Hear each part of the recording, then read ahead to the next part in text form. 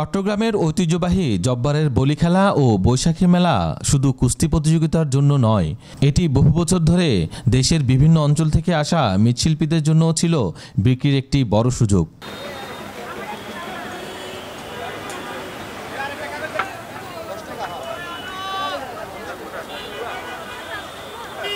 কিন্তু এই বছর মেলায় মৃৎশিল্পীদের দোকান বসাতে না দেওয়ায় চরম ক্ষতির মুখে পড়েছেন তারা।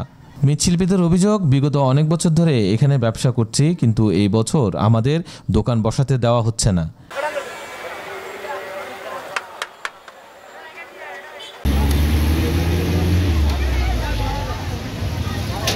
এত মাটির জিনিসপত্র তৈরি করে আনলেও বিক্রি করতে পারছি না।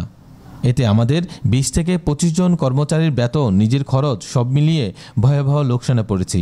এবারে খুবই অবস্থা খারাপ, আমাদের এক্সট্রা বেতনও দিতে পারতেছি না। আমার এখানে 6টা দোকান, আমার স্টাফ আছে 25 জন। আমি ওদেরকে খাওয়া খরচ দিয়ে দৈনিক আমার নিজের পকেটে 10,000 টাকা দিতেছে। প্রতিদিন লস। তাহলে এইভাবে আমি কেমনে কি করবো বলেন, আপনারাই বলেন। তারা আরও বলেন, এই মেলা আমাদের জীবিকার বড় উৎস ছিল। সারা বছর যে পণ্য তৈরি করি তা এই বছর মেলাতেই বিক্রি করে পরিবারের খরচ চালাই।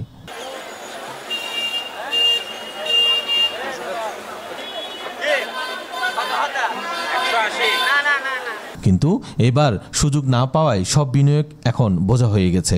হাজার হাজার দোকানদার লক্ষ লক্ষ টাকা খরচ করে এখানে আসা হয়েছে আমাদের। তুই আগে ডিক্লার দিতে আপনার আসতে আমরা কেউ আসতো না এখানে, তাই না? একজন মৃৎশিল্পী কষ্টের সঙ্গে বলেন, শুধু মেলা হলে আমরা বিক্রি করতে পারি, এর বাইরে তো চাহিদা খুব কম। এভাবে চলতে থাকলে আমাদের মৃৎশিল্পী একেবারেই বিলুপ্ত হয়ে যাবে।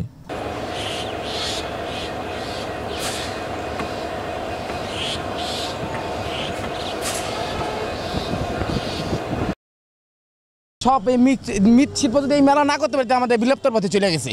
এই লস কাটা ওঠা আমাদের পক্ষে সম্ভব না।